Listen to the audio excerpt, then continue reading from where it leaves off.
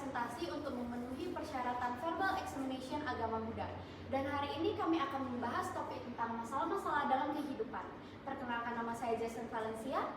Nama saya Niki Lim Susi. Nama saya Charlie Chandra. Nama saya Osman Halim. Nama saya Ryan Julius. Dan selamat mendengarkan.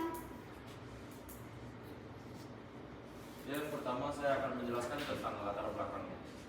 Permasalahan sosial merupakan bagian yang tak terpisahkan dari kehidupan manusia. Permasalahan sosial ini seperti contoh kemiskinan, konflik antar individu atau antar kelompok, ataupun ketidakadilan sosial. Dalam agama Buddha kita akan mempelajari tentang permasalahan sosial ini secara mendalam, seperti cara mengatasinya ataupun memahaminya. Dalam agama Buddha kita memahaminya secara melalui metta, karuna, dan panya. Akar dari banyak permasalahan sosial dalam pandangan agama Buddha adalah kitesa atau kekekalan batin, seperti keserakahan, loba, kebencian, dosa, dan kebodohan batin disebut moha. Dalam presentasi kami ini, kami akan menjelaskan tentang yang pertama, apa saja jenis masalah yang sering dihadapi dalam kehidupan sosial.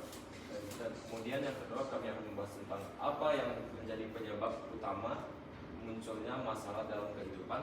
Dan yang ketiga, kita akan membahas tentang bagaimana cara kita mengatasi permasalahan hidup sosial yang terjadi. Dalam presentasi ini kita mempunyai beberapa tujuan. Yang pertama yaitu untuk mengidentifikasi dan memahami beragam masalah yang umum terjadi dalam kehidupan kita sehari-hari, baik itu masalah antara hubungan individu, kelompok maupun masyarakat secara luas. Lalu yang kedua yaitu untuk menganalisis akar penyebab masalah-masalah sosial untuk memahami mengapa masalah sosial tersebut dapat terjadi. Yang ketiga yaitu untuk mencari solusi atau cara-cara yang efektif untuk mengatasi masalah-masalah sosial yang sudah terjadi tersebut. Selanjutnya kita akan memasuki bagian kajian teoritis, di mana kami akan menjelaskan apa itu sebenarnya masalah. Jadi masalah merupakan sesuatu hal ataupun suatu kejadian yang harus kita selesaikan atau pecahkan. Jadi masalah bukanlah sesuatu yang ingin kita terjadi ataupun ingin kita punya, tetapi merupakan sesuatu yang harus kita selesaikan. Jadi masalah ini bisa dikategorikan menjadi dua, masalah kecil ataupun masalah besar. Masalah kecil atau masalah besar dapat diklasifikasikan tergantung dengan tingkat kesulitan untuk kita menyelesaikan masalahnya tersebut. Lalu masalah juga bisa disebut sebagai kesenjangan antara harapan dan kenyataan, di mana semakin besar harapan kita maka semakin besar juga masalah kita, karena harapan yang tidak sesuai dengan kenyataan akan menimbulkan sebuah kekecewaan.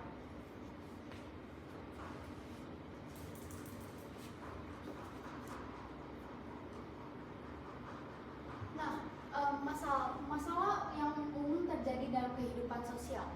Di dalam kehidupan kita tidak luput dari masalah. Masalah akan terus berdatang, mau itu secara sadar ataupun tidak sadar. Terkadang kita tidak sadar bahwa suatu hal yang sedang kita alami itu merupakan suatu masalah. Misalnya seperti lapar. Terkadang saat kita lapar, itu kita lupa untuk makan, mungkin karena kesibukan kita. Dan saat kita lapar, pikiran kita tidak bisa berjalan dengan lancar, perut kita menjadi sakit, dan itu dapat mengganggu aktivitas kita. Dan itu merupakan suatu masalah karena mengganggu kita. Masalah dapat mengganggu secara fisik, emosi, ataupun mental. Dan terkadang masalah-masalah tersebut harus kita singkirkan dalam kehidupan kita. Dan dalam kehidupan sosial sendiri, kita sering kali menemui berbagai jenis masalah. Salah satunya adalah masalah antara hubungan individu dengan suatu kelompok ataupun individu lainnya. Misalnya di dalam pertemanan. Di dalam pertemanan mungkin saja kita memiliki pandangan yang berbeda, memiliki pemikiran yang berbeda, dan itu membuat kita menjadi berantem karena saya merasa diri saya paling benar dan kayak dan itu membuat hubungan menjadi renggang dan persahabatan menjadi hancur. Itu juga merupakan suatu masalah yang sangat besar. Dan penyebab-penyebab dari masalah itu bisa dikarenakan 3 hal ini, yaitu loba, dosa, dan juga moha. Loba yaitu keserakahan, di mana kita sebagai individu kita tidak pernah merasa puas akan hal yang kita miliki. Jadi kita selalu ingin sesuatu yang kita sudah miliki, kita selalu ingin memilikinya secara berlebihan, dan itu menciptakan ketidakdamaian dalam diri kita. Selanjutnya ada dosa. Dosa ini merupakan kebencian, di mana kita membenci terhadap orang, kita iri, dengki terhadap orang lain, dan itu juga menciptakan ketidakdamaian dalam diri kita, karena saat kita membenci orang lain kita pasti memikirkan hal-hal negatif tentang orang tersebut terus-menerus. Selanjutnya adalah moha, yaitu kebodohan.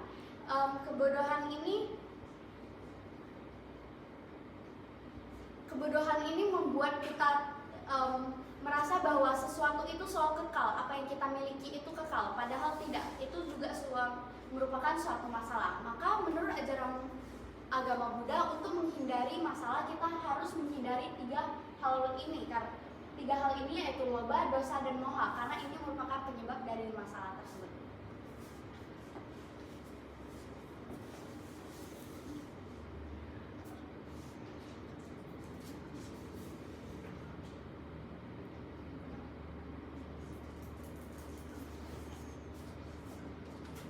Selanjutnya ada cara mengatasi masalah, yaitu yang pertama ada memahami setiap masalah yang dihadapi, yang kedua menyelesaikan sebab yang menimbulkan masalah, yang ketiga mencapai keadaan di mana penderitaan dapat dihentikan, dan juga yang keempat adalah mengembangkan jalan menuju terhentinya masalah.